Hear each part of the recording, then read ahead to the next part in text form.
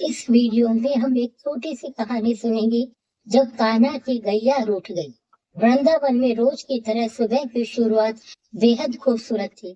पक्षी चहचहा रहे थे और यमुना का पानी सूरज की पहली किरण से चमक रहा था।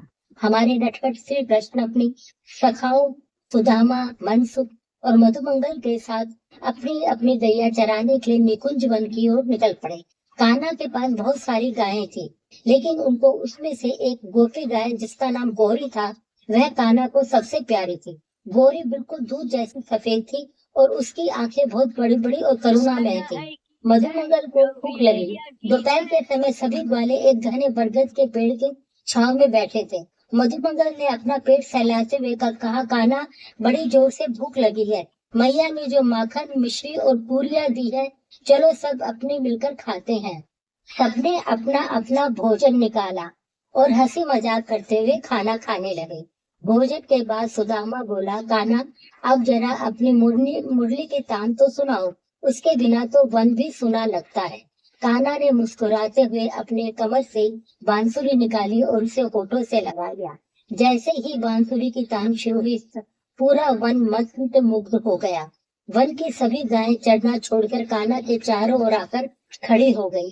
बांसुरी बजाते बजाते कान्हा ने प्यार से अपनी एक दूसरी गाय काली की पीठ थपथपा दी, उसे सहलाने लगे।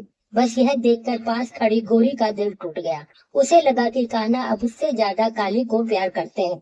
गोरी ने जोर से अपनी गर्दन हिलाई, अपनी घंटी बजाई और वहां से मुख फेरकर चुपचाप घने जंगल की तरफ चल पड़ी। कान्हा धुन में इतने मग्न थे कि उनका ध्यान नहीं गया। कुछ देर बाद जब कान्हा ने बांसुरी बजाना बंद किया तो उन्होंने अपनी नजरें घुमाई। सुदामा, मनसुखा, जरा देखो, हमारी गौरी कहाँ है? वह यहाँ दिखाई नहीं दे रही। कान्हा ने चिंतित होकर पूछा। सभी ग्वाल वाल अपनी अपनी लाठियां लेकर खड़े हो गए और चारों दिशाओं में गौरी को ढूंढने लगे। गौरी, ओ गौरी, मनसुख ने आवाज लगाई। काफी खोजने के बाद भी गौरी का कहीं पता नहीं चला। सभी ग्वाले थक कर हार गए।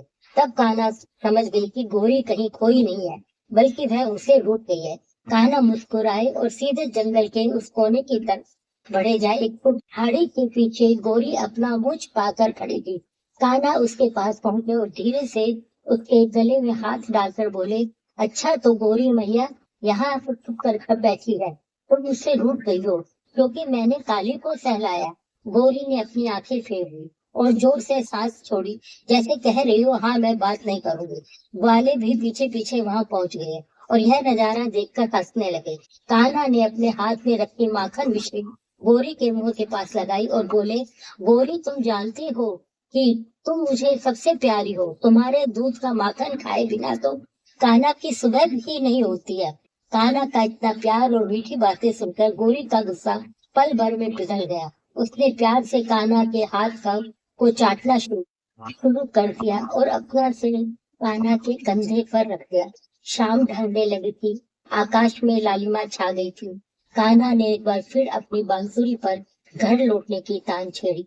आगे आगे कान्हा की बांसुरी, उनके गले में हाथ डाले चलती गौरी और पीछे पीछे नाचते गाते ग्वाले और गायों का झुंड, सब आनंद से झूमते वापस नंदगांव की ओर चल पड़े। यह छोटी सी कहानी हमें सिखाती है कि चाहे इंसान हो या पशु, वे केवल प्रेम की भाषा समझते हैं। निश्चल प्रेम से किसी का भी दिल जीता जा सकता है। यदि आपको यह कहानी अच्छी लगी हो तो मेरे चैनल को सब्सक्राइब करें और लाइक करें। धन्यवाद। जय श्री कृष्ण।